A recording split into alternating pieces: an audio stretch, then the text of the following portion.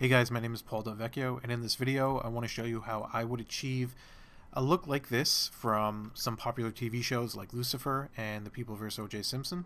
So let's jump in and get started. So let's examine the image. First thing you can see is that the midtones go more toward orange and the shadows or the dark areas go more toward this yellow-green. Over here it's a little bit different. This is more of a blue-green, but let's say the yellow-green is what we want. Now, one thing you should take note of is that the shadows, the darkest shadows, are clean. They're clean black. They're not contaminated with any type of green or blue. They're just straight up black. And that's an important part of the characteristic of this look. So let's jump in and create the look. So I'm just going to reset this. So the first thing I want to do is set my levels. So I'm going to set the black at 0. And I'm going to push my highlights up a little bit to bring them back to where they were, or maybe a little bit higher. And then I'm going to set the saturation. And then I'm going to create the look. The first thing I'm going to do is push green into the shadows, while simultaneously pushing yellow, red into the midtones. So about there is good.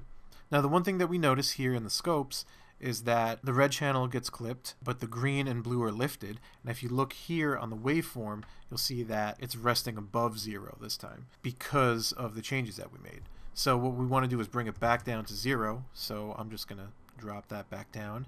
And what that's going to do is ensure that our blacks stay black. In other words, they won't be contaminated by the green color.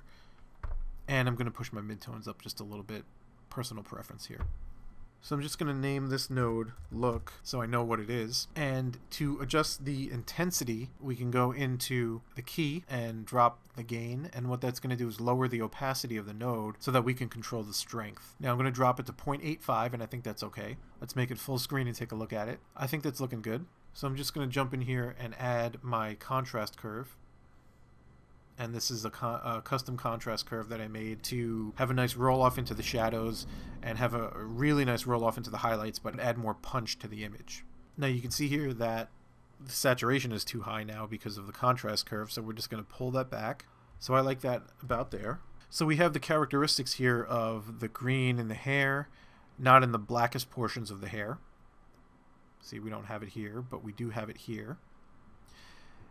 And we have green kind of creeping in over here on the side. We have green all on the garbage. If we look at this image, we can kind of see that this is more of the blue-green, and this is more of the yellow-green. Now, one thing I'm noticing here is that our skin is not as yellow, but that's personal preference. So you can push the mids more toward yellow instead of red-yellow in order to achieve that. So now that I'm looking at the image, I'm seeing that it's a little bit noisy. So what I'm going to do is drop my custom denoiser on here,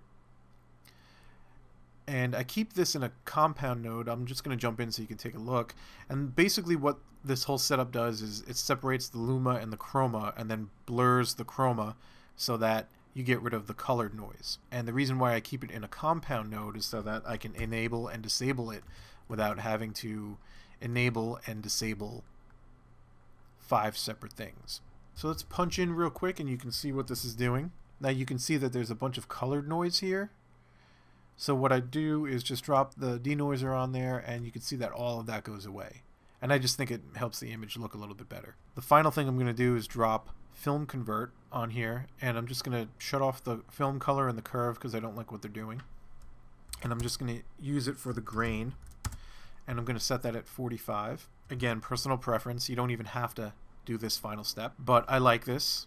And so this is what I'm going to roll with. And you can see here that we have the look that we were going for. And I think this matches pretty well. So once again, this is Paul Del Vecchio. I hope this helps. I hope you can apply this to any of your projects. But if you would like this or any other color correction done for you, feel free to click the button below, schedule an appointment, and we can discuss color, editing, or motion graphics for any of the projects that you have going on. Thanks for watching. My name is Paul Del Vecchio. I'll catch you next time.